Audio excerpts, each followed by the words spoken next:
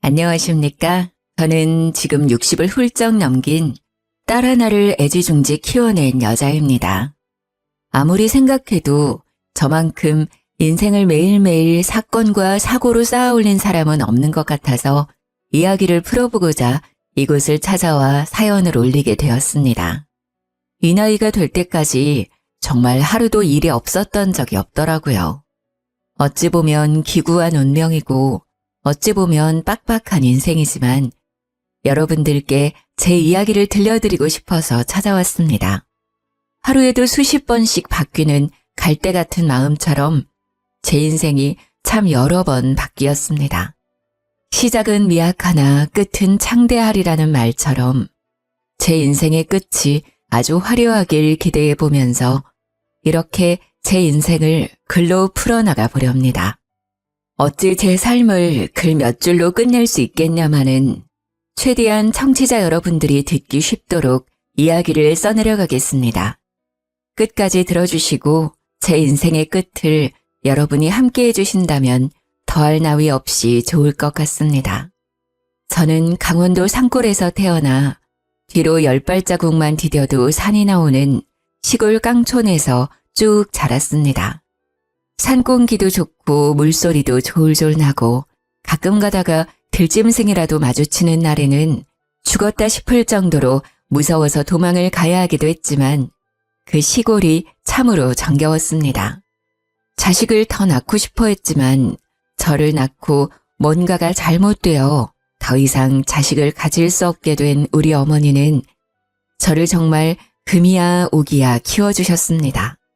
어릴 때 저는 시골에서 사는 게 너무나도 행복했지만 점점 커갈수록 이 좁은 시골에서 자급자족하며 생활하는 것에 신물을 느끼게 되었습니다. 저희 아버지는 북을 치는 사람이었는데 국악을 하시는 대모님을 따라다니면서 푼돈을 벌며 생활하시던 분이었습니다. 저는 당연히 제대로 된 교육을 받으면서 자라지 못했고 북을 치는 아버지를 따라 장터에 나가는 것이 가장 재미있는 일이라 여기며 살았습니다. 보고 배운 것이 그것뿐이라 저는 어릴 때부터 구수한 소리를 잘 따라내었고 장터에 따라 나가서 북을 치는 아버지 옆에서 노래를 부르며 용돈을 벌었습니다.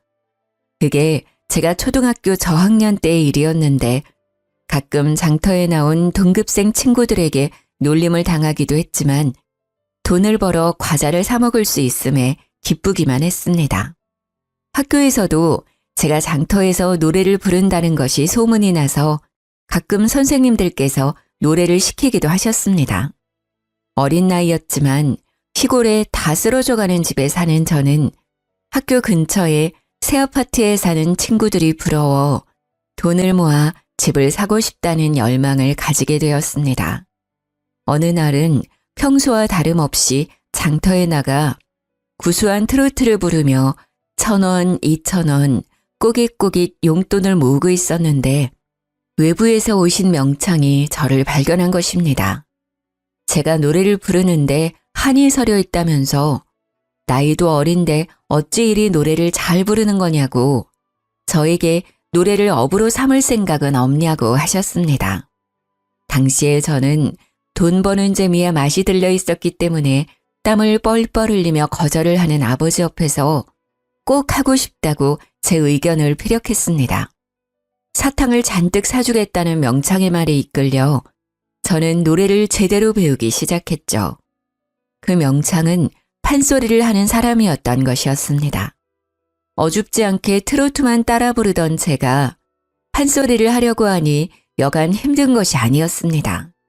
정말 TV 드라마에서 보는 것처럼 날이 추워지는 가을날, 산 중턱에 있는 폭포수에 들어가 득음을 위해 물살을 맞으며 노래를 부르기도 했습니다. 명창이 말하는 득음이 어떤 것인지도 모르는 12살 된 아이가 소리를 내고 있으니 어디 제대로 된 결과물이 바로 나오겠습니까? 저는 그 득음의 길을 걷기 위해서 쉬지 않고 노래를 불렀고 사춘기가 오고 목소리 톤이 미묘하게 달라지는 시기에 소리를 하도 질러댄 탓에 목소리가 걸걸하게 바뀌었습니다. 우리 아버지는 여자의 목소리가 이리 쉬어빠져서 어쩌냐 하며 걱정을 하시면서도 명창의 소리가 나는 것 같다면서 좋아하시기도 했습니다. 목에서 피가 날 정도로 노력을 한 결과 저는 좋은 소리를 가지게 되었고 판소리계의 샛별이라는 별명까지 가지게 되었습니다. 그게 제 나이 13일 때의 일이니 아주 오래전 일이긴 하죠. 명창은 강원도 산골에서 떼국물 줄줄 흐르던 저를 발견하여 국내에서는 모르는 사람이 없을 정도로 유명한 판소리꾼으로 저를 키워냈습니다. 중학생이 되면서 각종 국내 대회를 휩쓸던 저는 우연한 기회에 국제대회에 출전을 하게 되었고 그곳에서 우리 고유의 소리인 판소리로 우승을 차지했습니다. 아름다운 꾀꼬리 같은 소리를 내는 사람들 사이에서 걸걸한 소리를 뽑아내는 것이 이질적이긴 했지만 제 한이 서린 소리를 외국인들도 알아차린 거죠. 신이 내린 소리임이 틀림없다면서 저에게 과한 찬사를 보냈고 저는 국제대회 수상 이력 덕분에 이쪽 저쪽에서 초청을 받아 노래를 부르러 다녔습니다. 그때부터 저는 돈을 모을 수 있게 되었고 우리 부모님께 제가 열망했던 시내의 아파트 또한 선물을 할 수 있었습니다. 제가 고등학생이 되어서는 학교도 그만두고 전국을 돌며 판소리 공연을 하고 판소리를 널리 알리고자 해외 공연을 다녔습니다. 비행기를 처음 탔을 때는 너무나도 무서웠지만 하도 타고 이 나라 저 나라를 돌다 보니 그 어떤 교통수단보다 더 편하고 빠르다는 걸 알게 되었습니다. 국내에서는 저를 따라갈 후계자가 없음을 널리 알리며 판소리에 관심을 가져달라, 저를 응원해달라는 광고도 붙었습니다. 저는 대한민국을 대표하는 판소리꾼이 되었고 당연히 그에 따른 기고만장함도 조금 늘었습니다. 벼는 익을수록 고개를 숙인다고 명창은 저를 꾸짖기도 했지만 원래 고등학생들이 그런 허세에 조금 찌들어 살지 않겠습니까? 다른 또래들과 달리 제 밥벌이를 하면서 지냈는데 부모님께 아파트도 떡하니 선물해드렸는데 그 정도 허세는 조금 들어도 괜찮지 않나 싶었습니다. 저는 그렇게 19살이 될 때까지 안 가본 나라가 없을 정도로 각지를 돌아다니며 공연을 했고 판소리를 널리 알렸습니다. 가정주부로 평생 살았던 우리 어머니, 북을 치며 제 뒤를 쫓아다니며 매니저 역할을 해주셨던 우리 아버지, 우리 가정은 평생 행복할 거라 생각했습니다. 하지만 불행의 그림자는 제가 20살이 된 그날부터 드리워지기 시작했습니다. 20살 생일이 지나자마자 이상하게 제 몸이 쿡쿡 쑤시고 내장이 뒤틀리듯 아프기 시작했습니다. 부모님께서는 저의 건강에 이상이 생긴 것이 틀림없다며 너무 무리하여 공연을 하고 다녀서 그런 거라 생각하셨습니다. 일정을 모두 취소하고 며칠 쉬면 나을 거라고 장담을 하셨지만 며칠이 지나도 저의 이유 모를 통증은 사라지지 않았습니다. 결국 큰 병원에 입원을 하게 되었고 피가 마르는 검사를 전부 해보았지만 제 병명을 밝혀낼 수 없었습니다. 병원에서는 신체 자체에는 아무런 이상도 없다면서 보통은 스트레스 때문에 이런 병이 찾아올 수 있다고 진통제를 처방해 주었습니다. 집으로 돌아와서도 저는 계속 끙끙 앓기만 했고 20살 생일을 기점으로 살이 8kg이나 빠져버리는 이상 증세가 생기기 시작했습니다. 하루 종일 누워서 일어나지 못했고 이유 없이 열이 펄펄 끓기도 했으며 약이 말을 듣지 않는 지경에 이르렀습니다. 당연히 저는 모든 공연과 일정을 취소하고 집 밖을 나가지 못하게 되었습니다. 전업주부로 살던 저희 어머니께서는 24시간 제 곁을 지키면서 고열에 시달려 헛소리를 찍찍 내뱉는 저를 위해 기도하셨습니다. 하지만 나아질 기미가 전혀 보이지 않았고 결국에 저희 아버지께서는 저를 무당에게 데려가 굿이라도 해야 하는 것 아니냐고 하셨습니다. 저희 어머니는 절대로 무당에게 보낼 수 없다며 약을 꾸준히 쓰다 보면 나을 것이라고 극구 반대를 했습니다. 하지만 투병을 한 지 1년이 가까워짐에도 제 병명은 그 어떤 병원에서도 밝혀내지 못했고 저는 뼈만 남은 상태로 앙상하게 변해버렸습니다. 그때의 기억은 잘 나지 않습니다. 너무나도 아팠고 매일 환청에 들렸고 누군가 제 몸을 탐내고 있었던 것 같은 기분이었습니다. 저는 이대로는 못 살겠다, 제발 죽여달라고 어머니의 손을 붙들고 매일을 울었습니다. 하나뿐인 자식을 어찌 홀로 보내겠냐며 저희 어머니께서는 버텨야 한다고 제 손을 붙잡고 매일 기도를 하셨습니다. 그렇게 1년이 지나는 시간 동안 저는 산송장으로 변했고 결국 아버지의 손에 이끌려 무당을 찾아가게 되었습니다. 용하다는 그 무당은 산속 깊은 곳에 신당을 꾸려 지내고 있었는데 엎이다시피 등장한 저를 보고는 혀를 끌끌 찼습니다. 딱 보아하니 이 계집의 목소리가 신통방통하구나. 그러니 목소리를 탐나는 신이 들러붙어서 떨어질 생각을 안 하지. 이 계집에 살리려면 신내림 구슬하는 수밖에 없어. 들러붙은 신이 앵간에서는 떨어지지 않는 분이시다. 넋을 그리고 천국을 떠돌아도 방법은 신내림굿 하나뿐이야. 당연히 판소리로 이름을 알리고 있던 제가 무당이 되어야 한다고 하니 저희 부모님께서는 죽어도 안 될 일이라고 극구 반대를 하셨습니다. 특히 어머니께서는 하나뿐인 딸을 어찌 무당으로 만들고 자기들이 발 뻗고 살 수 있겠냐고 절대 안 될 일이라고 살려만 달라고 울고불고 빌었습니다.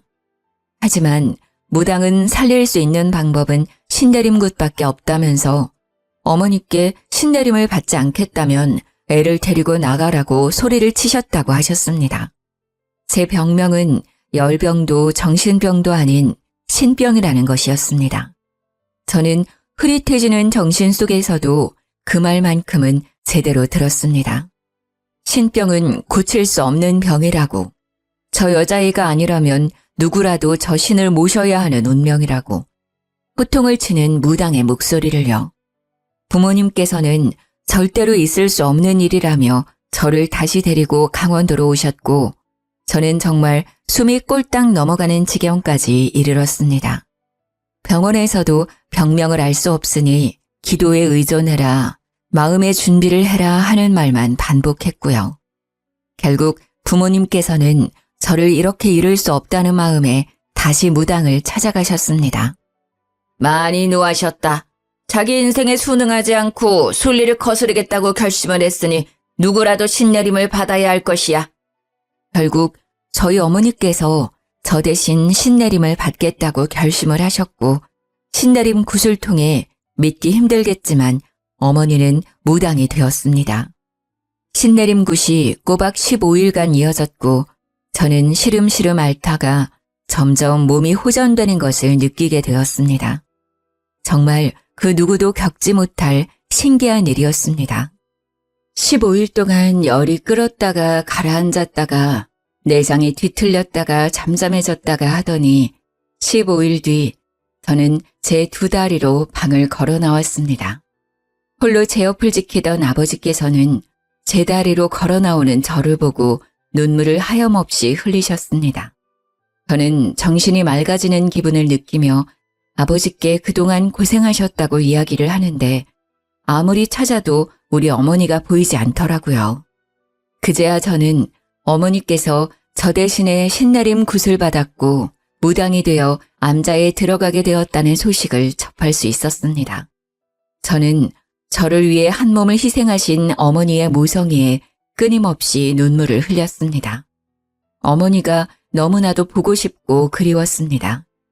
저는 며칠 지나서 몸이 정말 완벽하게 일상에 적응을 하자마자 어머니를 찾기 위해 산속에 있는 암자를 찾아갔지만 어머니를 볼 수 없었습니다.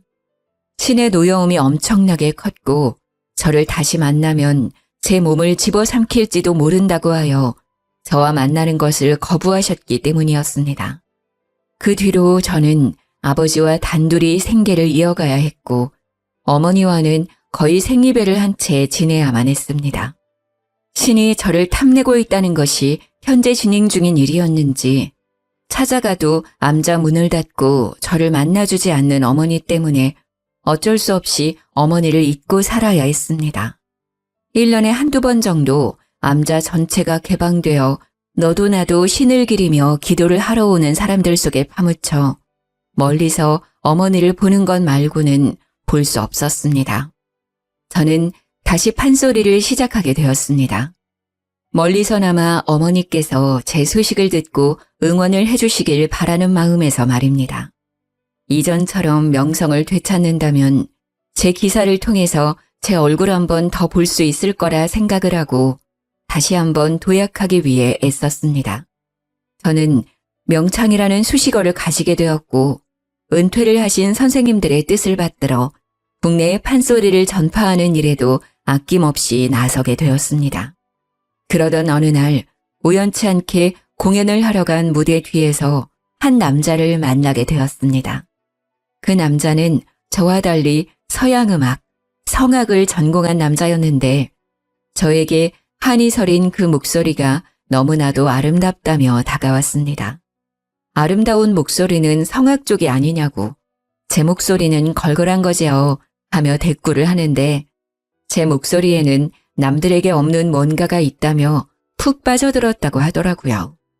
제가 했던 공연들은 빠짐없이 다 보았다면서 저에게 사인 한 장을 해주라고 혹시 연락해도 되냐고 전화번호를 알려달라고 했습니다. 판소리를 하면서 남자의 관심을 받았던 적이 별로 없었던 터라 저는 쑥스러운 마음을 숨기며 전화번호를 알려주었습니다. 그렇게 서서히 서로에 대해 관심을 두고 연락을 하기 시작했고 제가 지방에 있든 어디에 있든 보고 싶다며 달려와주는 그 남자에게 빠져들었습니다. 제가 판소리 공연 후 지쳐있을 때 활력소가 되어주고 간혹가다 보고 싶은 마음이 쑥쑥 트는 어머니의 빈자리를 채워주는 그런 남자였습니다.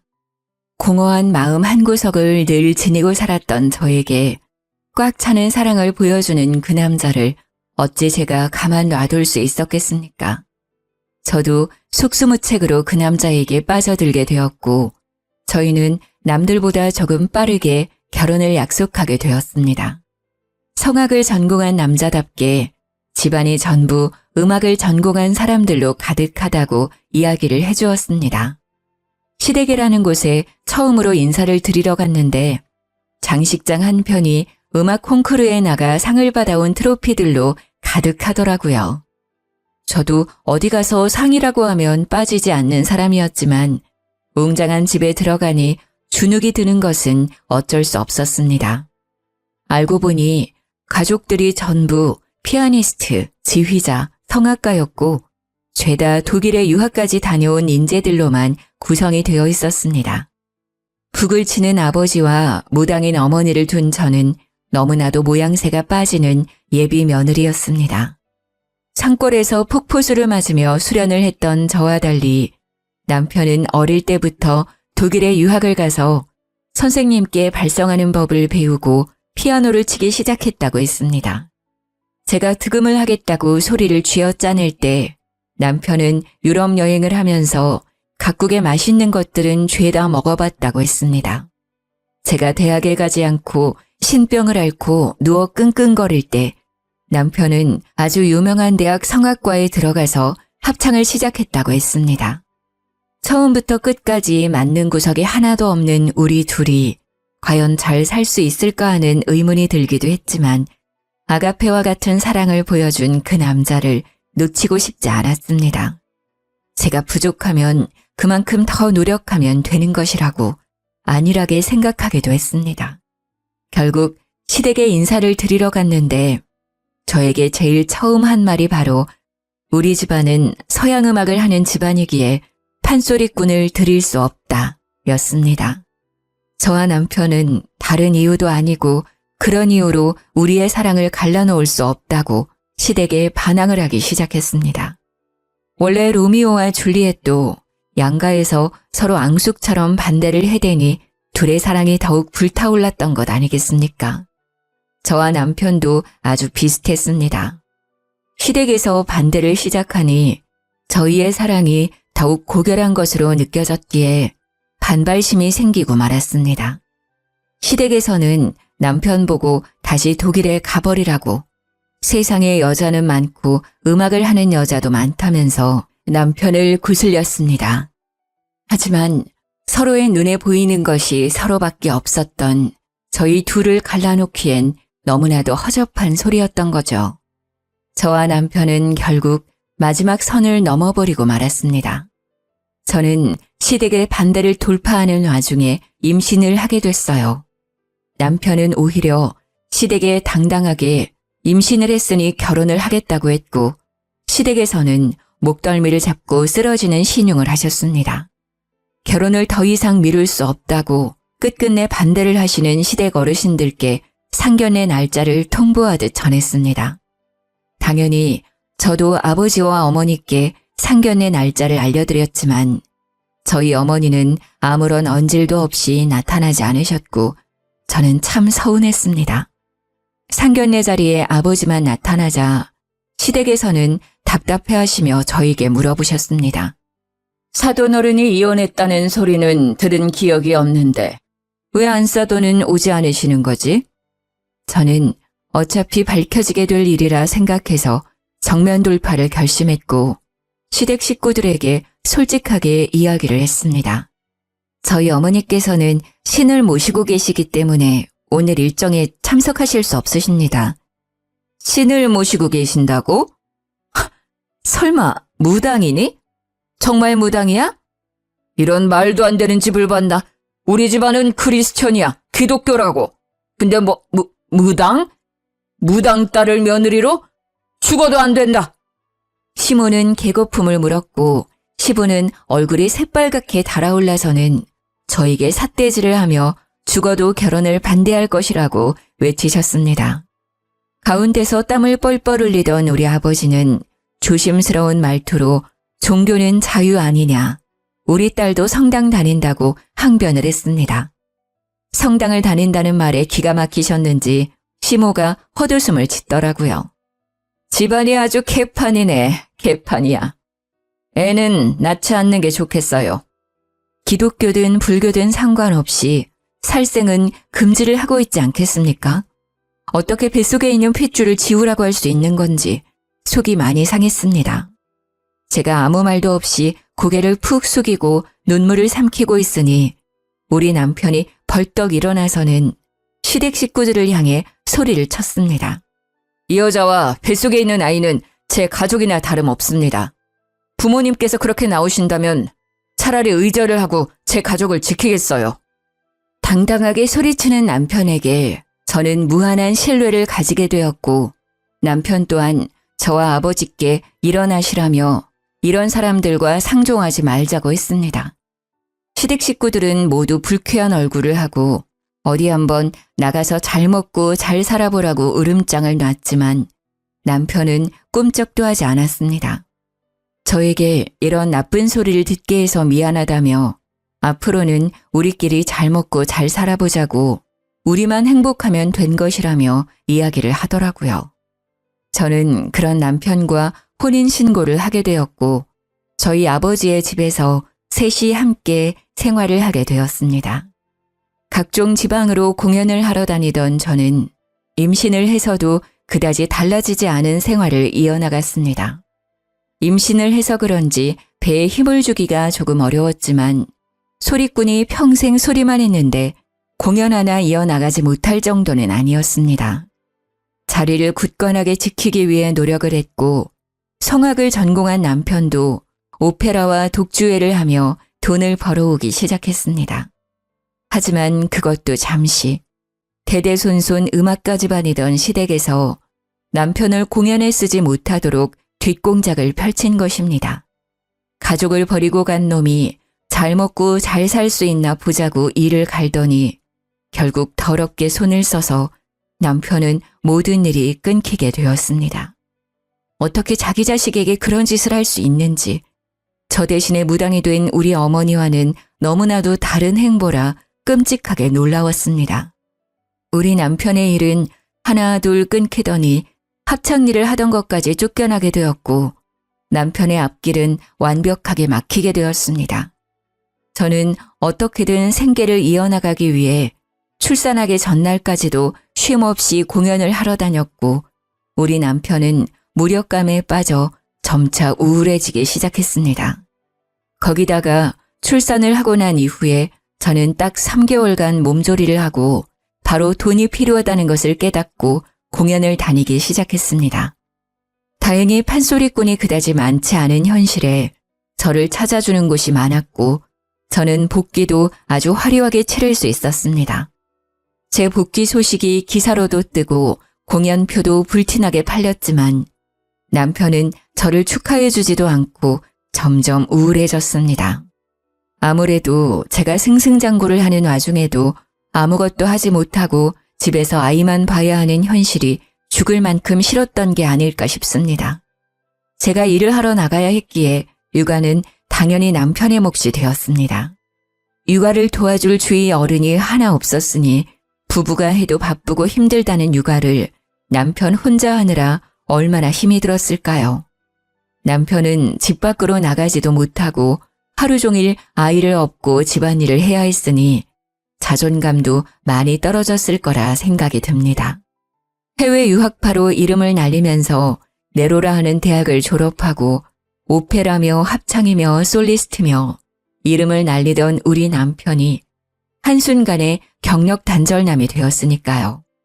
거기다가 노래와 상관없는 육아일만 하루 종일 하니까요. 매일 우는 애만 달래고 애 분유주고 기저귀 갈고 씻기고 우울증이 찾아올 수밖에 없게 된 것이죠. 출산을 해보신 분들이라면 다들 아실 거예요. 너무나도 연약한 우리 아이가 아플까봐 다칠까봐 하루 종일 애만 살피고 있는 자신에게 빠지는 무기력감, 우울감.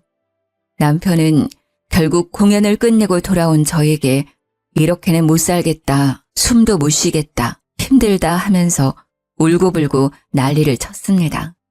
남편의 우는 모습에 놀란 저와 아버지는 남편을 데리고 병원을 찾게 되었고 병원에서는 육아 우울증이 온 것 같다고 했습니다. 하지만 제가 가장인데 일을 쉴 수도 없는 입장이고 저와 아버지는 계속해서 공연을 하기 위해 집을 비우게 되었습니다. 그런 생활이 이어지자 남편은 결국 시댁에 전화를 걸어서 우울해 죽고 싶다고 제발 살려달라고 빌었다고 하더라고요. 그런 기회를 놓치지 않은 시댁은 남편을 살살 구슬려서 잠시 해외에 나가서 바람이라도 쐬고 오는 게 어떠냐고 제안을 했다더군요.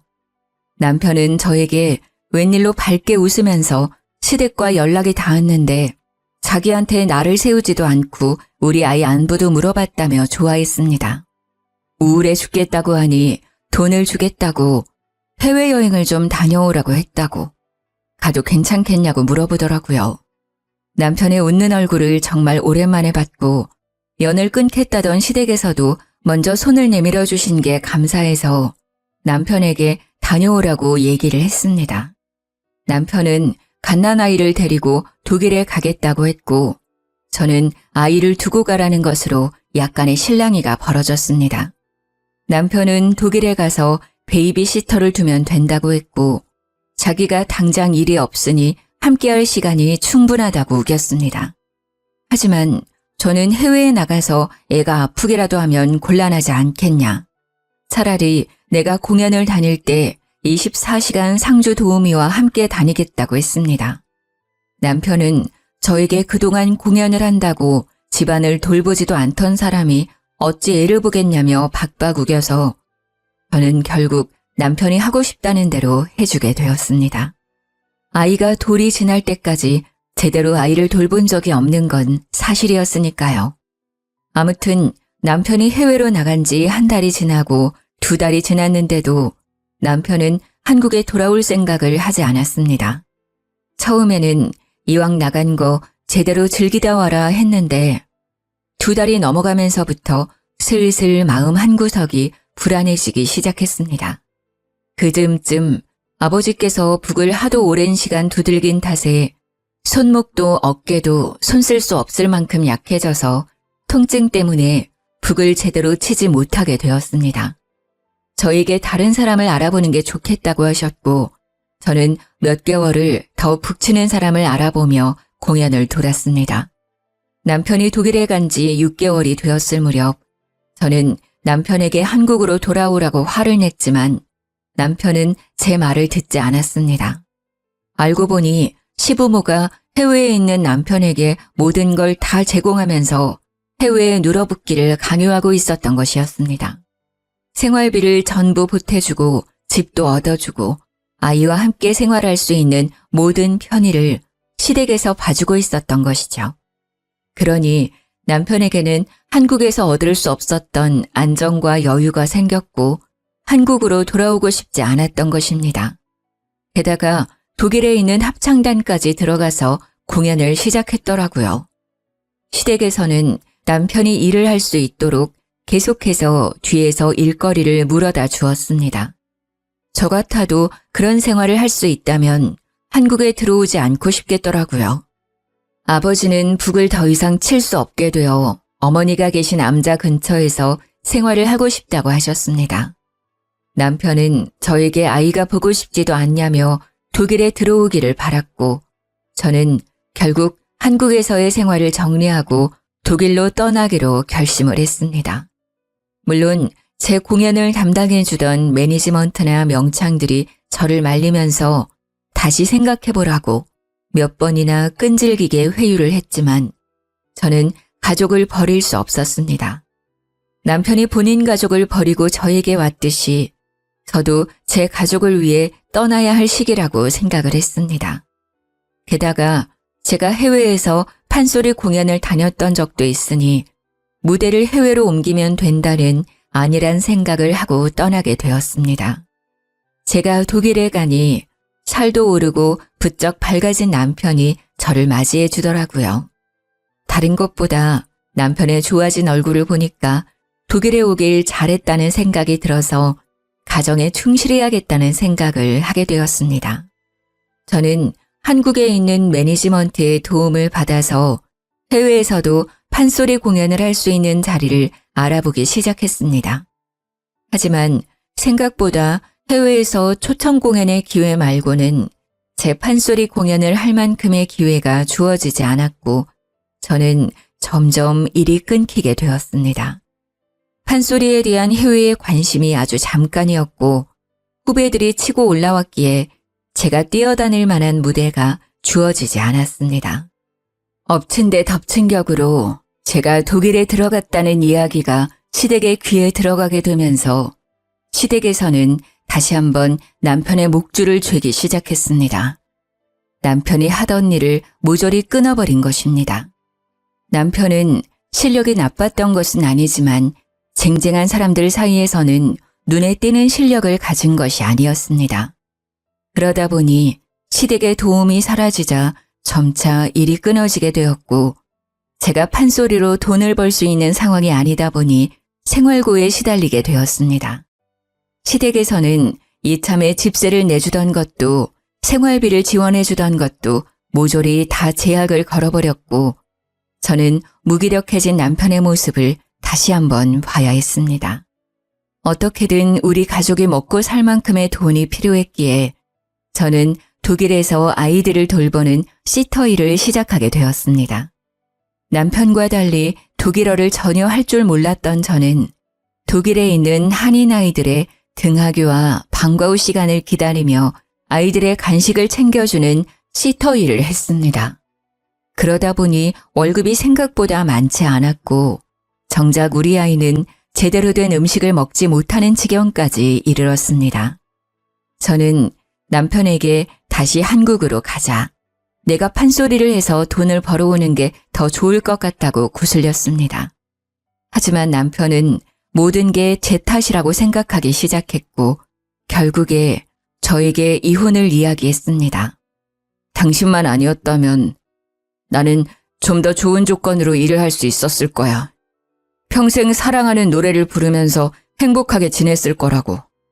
독일에 와서도 우리 집 사람들의 도움이 있긴 했지만 행복하게 지냈는데 당신이 온 이후에 모든 것이 물거품처럼 사라졌어. 저를 원망하는 남편의 말에 저는 더 이상 우리 관계를 회복할 수 없을 거라고 생각했습니다. 평생을 사랑만 할 것 같았던 우리 둘은 결국 이혼을 하기로 결심했습니다. 시댁에서도 이혼만 하면 다시 예전처럼 생활할 수 있도록 해주겠다고 남편을 쉼없이 구슬렸더라고요. 결국 저는 이혼 도장을 찍고 아이를 데리고 한국으로 돌아와서 다시 판소리를 시작했고, 다행히 자리를 제대로 잡아서 10살까지 아이를 홀로 키웠습니다. 아버지께서 아이를 돌봐주시는 동안 저는 쉼없이 전국을 돌면서 돈을 벌었습니다. 아이가 초등학교에 입학을 하고 음악가의 피가 흐르긴 하는 건지 피아노를 배우고 싶다고 해서 저는 아이에게 피아노 선생님을 붙여주었습니다. 피아노를 치면서 노래를 부르는 것에 흥미를 가지더니 딸아이는 초등학교 합창단에 들어가서 노래를 부르기 시작했습니다. 그런데 정말 피는 못 속인다고 아이가 노래를 너무나도 잘 부르는 것이 아니겠습니까? 목소리가 옥구슬이 굴러가는 것 같은 청아한 소리를 내는데 제가 들어도 남들보다 훨씬 수준 높은 가창력을 뽐내더군요. 합창단 선생님도 같은 생각이었는지 아이가 노래를 부르는 것을 영상으로 찍어서 그때 당시에 유명한 동영상 사이트에 아이의 영상을 올렸습니다. 방송국에서도 영재가 틀림없다며 합창단 제의가 오고 아이를 취재하고 싶다면서 이리저리 찾아오곤 했습니다. 덕분에 노래를 잘 부르는 아이로 영상이 유명해지게 되었고 음악가 집안이던 시댁에서도 그 소식을 듣고는 저를 찾아왔습니다. 애가 성악에 소질이 있는 것 같은데 피는 못 속이는 것 아니겠냐. 성악 쪽으로 키워줄 수 있으니 음악을 시키자고 하더라고요. 저는 시댁에서 찾아왔다는 것 자체가 불쾌했지만 시댁에서는 꾸준히 저에게 연락을 해오며 남편이 지금 독일에 있으니 아이를 유학 보내자고 했습니다. 독일에 가서 기초만 제대로 잡아도 조수미에 버금가는 성악가가 될 것이라고 절대적으로 서포트를 해주겠다고 말을 했습니다. 저는 아이의 미래를 위해선 나쁘지 않은 제안이라는 생각이 들었습니다. 딸아이가 노래에 욕심을 보이기도 했으며 소리 자체가 성악을 했을 때 두각이 드러나는 소리였기에 독일로 보내기로 결심을 했습니다. 남편이 워낙 딸아이의 육아에 철저했던 사람이었으니 믿고 보내기로 한 것입니다. 그런데 시댁에서 그런 말을 하더라고요. 해외로 나가려면 양육자가 누구인지 그런 게 중요한 거 알고 있어? 남편이 양육자로 지정되어 있지 않으면 법적으로 제한이 생길 수 있어. 그러니까 아이를 위한 길이라고 생각하고 양육자를 우리 아들로 바꿔주었으면 해. 저는 내키지 않았지만 독일에 간다고 신이 나 있는 딸을 위해 눈물을 머금고 양육자를 남편으로 변경을 해주었지만 모든 것이 시댁의 계략이었습니다. 독일에 간 딸은 처음에 저와 연락을 자주 했지만 점점 연락하는 횟수가 줄어들기 시작했습니다. 한동안 연락 없는 딸이 걱정되어 전화를 걸어보니 없는 번호라고 나오는 것이 아니겠습니까? 저는 놀라서 딸의 집 주소로 편지를 보냈지만 그 집에 이미 딸이 살고 있지 않다면서 편지가 반송되어 돌아왔습니다. 저는 시댁에 연락을 하고 찾아도 가보고 딸의 행방을 알려달라, 번호 아니면 편지라도 쓸 수 있게 주소를 알려달라고 했지만 그들은 저를 완벽하게 무시했습니다. 저는 결국 딸과 연락을 할 수 있는 방법을 찾지 못했고 그대로 딸을 잃어버린 어미가 되었습니다. 결국 매니지먼트사를 통해서 뒤에서 몰래 남편의 행방을 찾으러 다녔습니다. 남편이 성악을 계속하고 있었기 때문에 소식은 어렵지 않게 들려왔습니다. 남편은 독일에서 만난 유학생과 재혼을 했고 재혼을 한 여자가 불임 판정을 받게 되어 자식을 가질 수 없다는 걸 알고 저희 딸을 데리고 간 것이었습니다. 그 모든 사실을 알게 된 이후에 정말 인생이 허탈하더군요. 우리 딸을 당당하게 호적에 올려놓고 자기 자식인 것 마냥 데리고 다니면서 함께 노래를 부르고 있다는 게 아니겠습니까?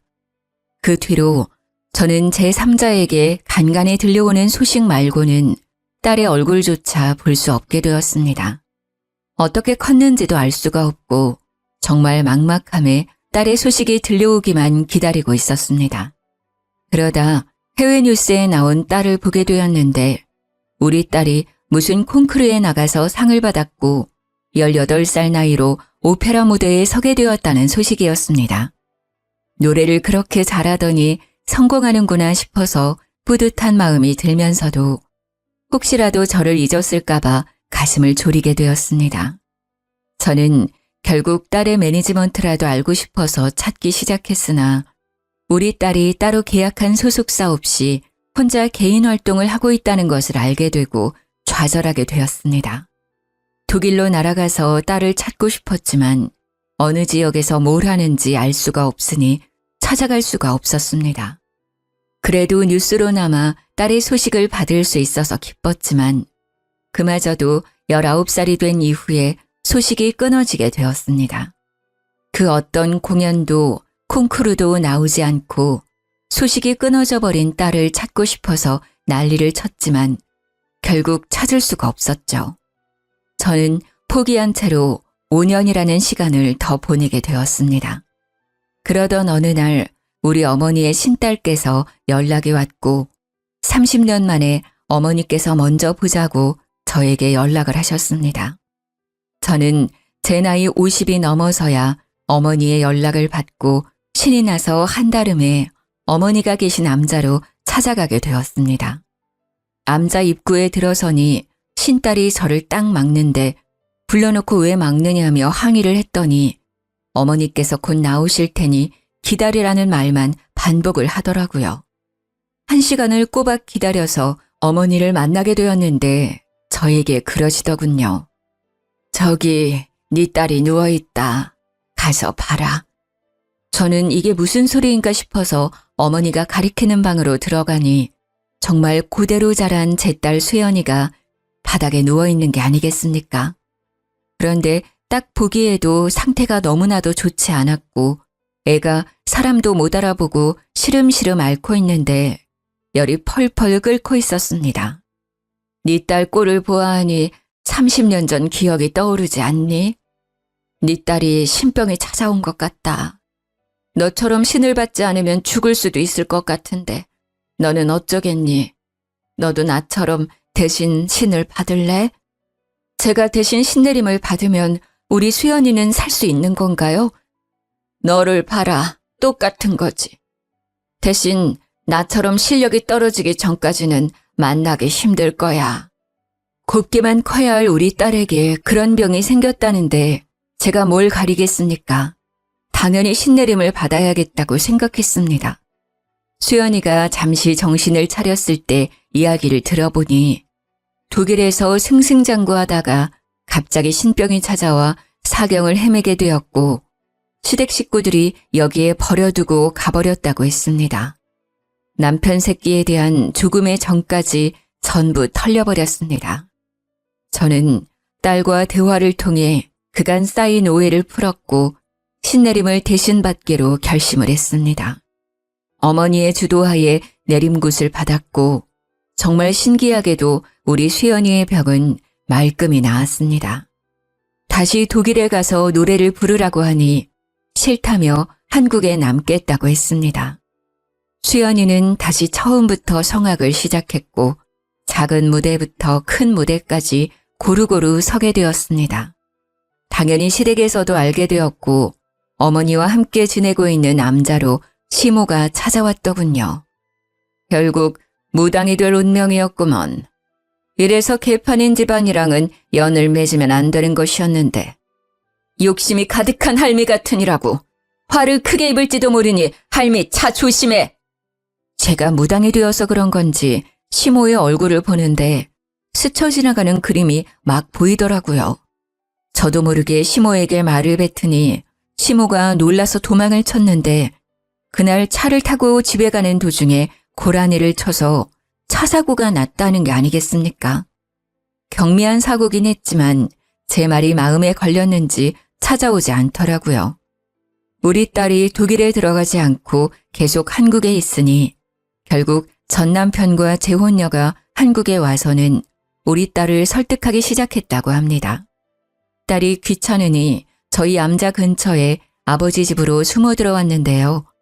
끝내 저희 암자까지 찾아와서는 딸을 내놓으라고 저를 협박하기 시작했습니다. 내가 내 딸을 대신해서 신내림을 받았는데 이제 와서 내 딸을 데려가려고 해? 호적상 내 딸인데 어떻게 당신 딸이라고 박박 우게 되는 거야? 이 망할 년, 자궁에 탈이 난 게 선천적이라고 구라를 친 나쁜 년. 네가 떼다 버린 애가 셋이 넘는 걸 하늘이 아는데. 그러니 남편의 재혼녀가 사색이 되어서는 저한테 삿대질을 하며 너 누구냐고 소리를 막 치더라고요. 어쩌겠습니까? 신을 받은 이후에 보고 싶지 않아도 보이고 말하고 싶지 않아도 신의 목소리가 터져나오는 것을요. 재혼녀가 불임이 된 이유가 젊었을 때 하도 난잡하게 놀아서 낙태 수술을 여러 번 반복하면서 생긴 것이었습니다. 그 사실을 알게 된 남편이랑 시모가 재혼녀를 쥐잡듯이 잡았는데 재혼녀도 뻔뻔하게 나오더라고요. 당신도 유부남일 때 나 만나서 바람 피운 거잖아. 그러면서 둘이 개싸움을 하는데 아주 흥미진진했습니다. 결국 둘이 이혼을 하고 재산 분할까지 했는데 서로 돈을 주지 않으려고 난리를 쳤다고 하더라고요. 그 이후로 저는 제 아내 신 때문에 딸이랑 자주 만날 순 없지만 연락을 자주 하면서 지내고 있습니다. 말년에 어머니와 함께 지낼 수 있어 행복하고 아버지와도 자주 만날 수 있어서 행복하게 지내고 있습니다. 붓을 하러 오고 점을 보러 오는 사람들이 줄을 서는 암자라 안정적으로 잘 살고 있습니다. 그렇게 큰딸이 곧 결혼을 앞두고 있는데 제가 무당이라 딸에게 미안한 마음이 먼저 들더라고요. 하지만 사돈 어른이 암자까지 찾아와서는 제 손을 꼭 잡으며 며느리 걱정을 하지 말라고 자기들이 잘 보살펴주겠다고 이야기를 해주어서 안심이 되었습니다. 저에게 제가 신을 모시고 있기 때문에 신의 축복이 함께하지 않겠냐고 하는데 정말 눈물이 쏟아져서 혼났네요. 좋은 사람 만나서 결혼까지 하게 된 우리 딸을 위해 저는 오늘도 기도를 올려봅니다. 남은 여생 행복하게 살다가 하늘 곁으로 가길 기도하며 제 글은 여기서 마치도록 하겠습니다.